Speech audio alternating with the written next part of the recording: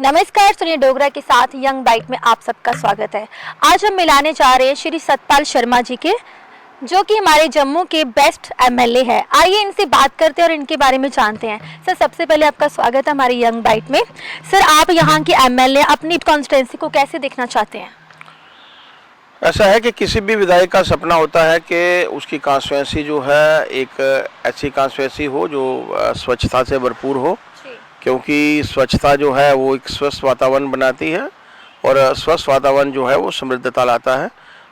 हमारे सभी लोग जो है वो मिलजुल कर रहें, एक अच्छा वातावरण बने। जहाँ तक बिजली, पानी और सड़क की समस्या है, उनके साथ साथ कई ऐसी चीज़ें भी होती हैं जिनका आम जनता को जो है वो फ़ायदा हो सकता है, वो सबसे भरपूर हो। सभी विधायक ऐसा चाहते हैं, मैं भी चाहता हूँ एक अच्छी कॉन्स्टिट्यूंसी हो, एक डेवलप्ड कॉन्स्टिट्यूंसी हो और बढ़िया वातावरण हम सबको दे सकें। सर, हमारे माननीय प्रधानमंत्री जी का एक मिशन है कि स्वच्छ भारत को लेके आप अपने एरिया में किस तरह से लागू कर रहे हैं? ऐसा है कि स्वच्छता एक ऐसा अभियान है जो देश के प्रधानमंत्री जी ने लोगों से आह्वान किया है और लोगों को भी इस पे खरा उतरना होगा। हमारी कोशिश भी यही है। मैं जहाँ पर भी जाता हूँ, जहाँ पर भी मैग्डमाइजेशन करवाता हूँ या गलियों का निर्माण करता हूँ या कहीं भी कोई भी ऐसा कार्य करता हूँ, तो मैं लोगों से भी आह्वान करता हूँ, क्योंकि आज ज़रूरत है कि अपने घर के साथ साथ हम सब अपना मोहल्ला भी जो है वो साफ़ रखें। अगर हम सब चाहते हैं कि एक अच्छा वातावरण बने, जैसे मैंने पहले बताया कि स्वच्छ भारत जो है एक स्वस्थ भारत का निर्माण करेगा। स्वस्थ भारत जो है एक समृद्धता इस पूरे देश में लाएगा, इस प्रदेश में लाएगा। माननीय प्रधानमंत्री जी के सपने को 2019 तक, और मेरी कोशिश रहती है कि डेवलपमेंट के कार्यों के साथ साथ स्वच्छता को भी हम सब जो लोग जो हैं प्राथमिकता दें। सर, अभी तक लगभग कितनी कॉन्स्टिट्यूंसी में आपने सड़कें और पार्क बना चुके हैं? ऐसा है कि काफ़ी डेवलपमेंट, जहाँ तक डेवलपमेंट का प्रश्न है, लगभग जो मेरे ध्यान में है 200 किलोमीटर से ऊपर मैग्डमाइजेशन जो है रोड्स की मैं करवा चुका हूँ म्युनिसिपल कॉरपोरेशन के माध्यम से, और जिसमें मेरा सीडीएफ अलग से है। लगभग 25 करोड़ रुपए के कार्य।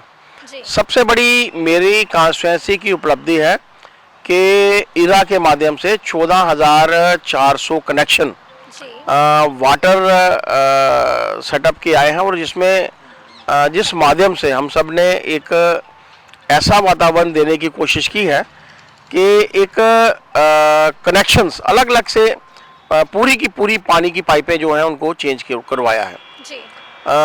और ख़ास तौर पर उन पाइपों का सबसे बड़ा मतलब ये है कि उन पाइपों में वेस्टेज ऑफ वाटर जो है वो बड़ा मिनिमल है। 40% से लेकर 70% तक भी कभी वेस्टेज होती है, लोगों को गंदा पानी मिलता था, लेकिन इसके माध्यम से पानी की जो वेस्टेज है that will be from 7 to 10% only. बहुत कम वेस्टेज है।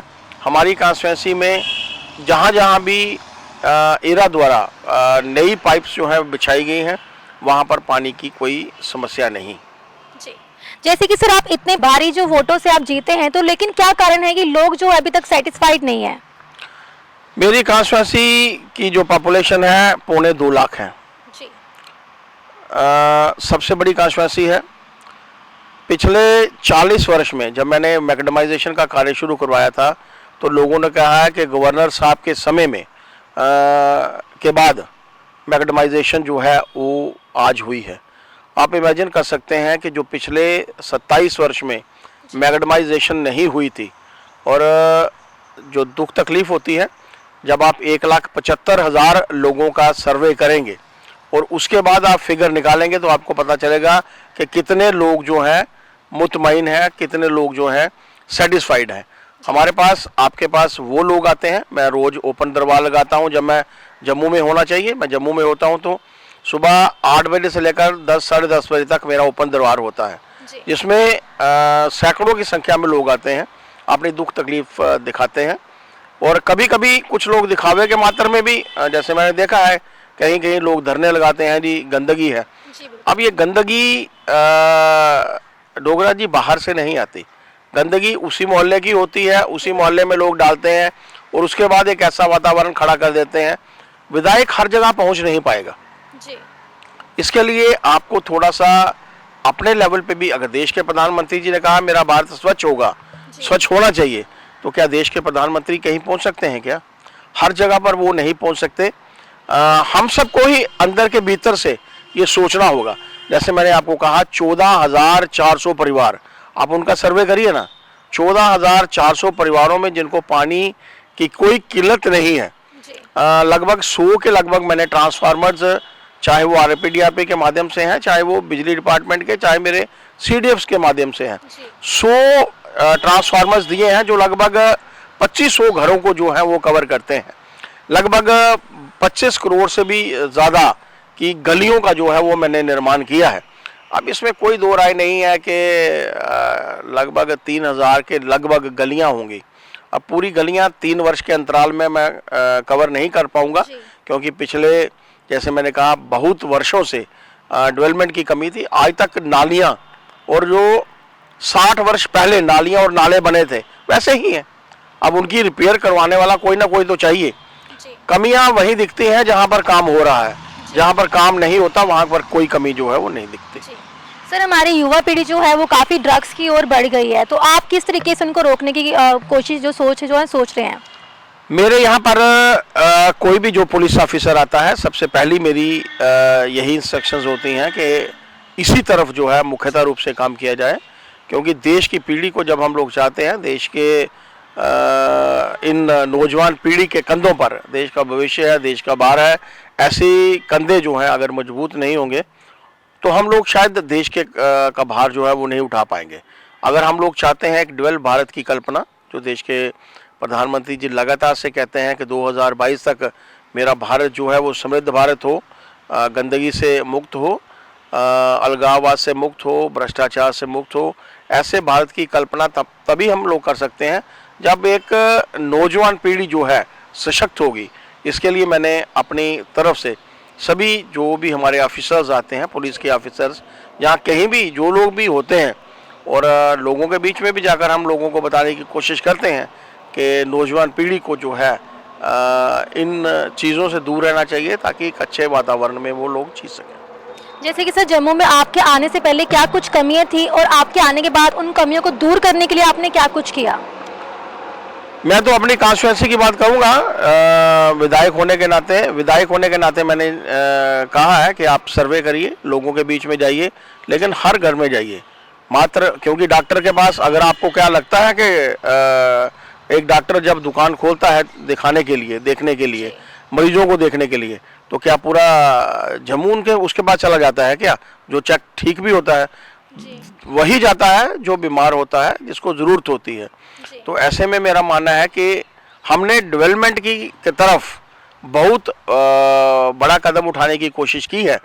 मेरी, अगर आप डेवलपमेंट का फेज़ देखेंगे तो 31 दिसंबर तक, यानी 3 वर्ष जब हमारे विधायक बनने के पूरे हुए थे, हालांकि हमने शपथ जो है वो लगभग मार्च में शायद ली थी, लेकिन 3 साल के अंतराल में लगभग 350 करोड़ रुपए के काम, चाहे वो मैग्नेमाइजेशन का कार्य है, चाहे वो बिजली का कार्य है, चाहे वो इरा के माध्यम से पानी की पाइपों का कार्य है, चाहे वो सीवरेज का कार्य है, चाहे वो गलियों नालियों का कार्य है, चाहे वो किसी भी किस्म का कार्य है, चाहे वो स्कूलों का की डेवलपमेंट का कार्य है, कोई भी डेवलपमेंट के जो कार्य हैं, लगभग 350 करोड़ से भी ज़्यादा 3 वर्ष के अंतराल में किए हैं।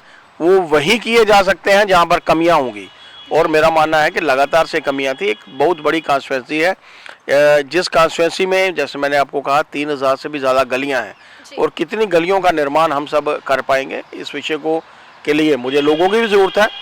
मुझे अच्छा लगेगा कि लोग मेरी गलतियाँ मुझे आकर बताएं, ना कि फेसबुक के ऊपर डालें। और कभी क्या होता है, एक तरफ से प्रेशर होता है। मैं आपको एक एग्जाम्पल देता हूँ। पिछले दिनों में एक प्रेशर था कि यहाँ पर मैग्नेमाइजेशन करवाई जाए, क्योंकि मैग्नेमाइजेशन जब होती है तो लोग, सामने की मैग्नेमाइजेशन हो रही है, मेरे घर की नहीं हो रही, आसपास नहीं हो रही, तो मुझे लगता है तकलीफ़ है। लेकिन सर्दियों में मैग्नेमाइजेशन ठहर नहीं पाती। ऐसे समय में लोग कहते हैं कि विधायक भी ये कर रहा है, डिपार्टमेंट ये कर रहा है, लेकिन डिपार्टमेंट की कमियाँ गिनाने से पहले हमें लगता है लोगों को चाहिए कि वो कमियाँ सीधे तौर पर विधायक के ध्यान में लाई जाएँ।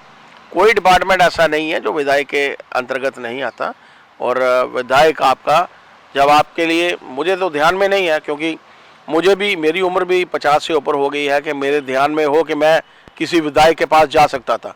मैं एक पॉलिटिकल आउटफिट से संबंधित हूँ, आज पार्टी का अध्यक्ष भी हूँ। कभी हम लोग विधायक के पास पहुँच नहीं पाते थे, लेकिन आज आप सीधे तौर पर अपने विधायक के साथ सुबह 8:30 से लेकर 8, 8:30, आजकल सर्दियों में लोग 8, मैं 8 बजे बैठ जाता हूँ, लोग पहुँचते नहीं हैं। 8:30 से लेकर 10, 10:30 तक मैं बैठता हूँ। लोग अपनी दुख तकलीफ रखते हैं, जो आते हैं डेफिनेटली उनका सॉर्ट आउट भी होता है।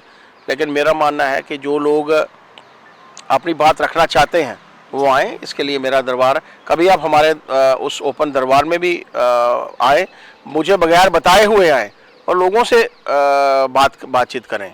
मेरा मानना है कि आपको पता चलेगा कि किस तरीके से लोगों की दुख तकलीफ करने में, विधायक होने के नाते, क्योंकि हम लोगों का फ़र्ज़ है, मैंने वोट लिए हैं और वोट भी मैंने आज तक के इतिहास में, जम्मू कश्मीर के इतिहास में सबसे ज़्यादा वोट लिए हैं और सबसे ज़्यादा वोटों से मैंने विजय हासिल की है। वो मात्र उन लोगों के कारण जिन्होंने हमें चुना है। लेकिन काम करते वक्त मैं कभी ये नहीं देखता कि उसने मुझे वोट दिया है या नहीं दिया है, उसने मुझे चुना है या नहीं चुना है। मेरी कॉन्स्टिट्यूएंसी का है तो उसको वो मुतमईन करना, उसको सेटिस्फाई करना, उसका कार्य करना मेरा एक विधायक होने के नाते फ़र्ज़ है। तो दर्शकों, ये थे हमारे साथ जुड़े श्री सतपाल शर्मा जी। जैसे कि आपने इनके बारे में सुना, अगर आपको भी किसी चीज़ की प्रॉब्लम क्रिएट हो रही है, आप इनके सामने आइए और बात कीजिए, ये आपकी पूरी मदद करेंगे। अब इसी के साथ मुझे दीजिए इजाज़त। सोनिया डोगरा, यंग बाइट्स, नमस्कार।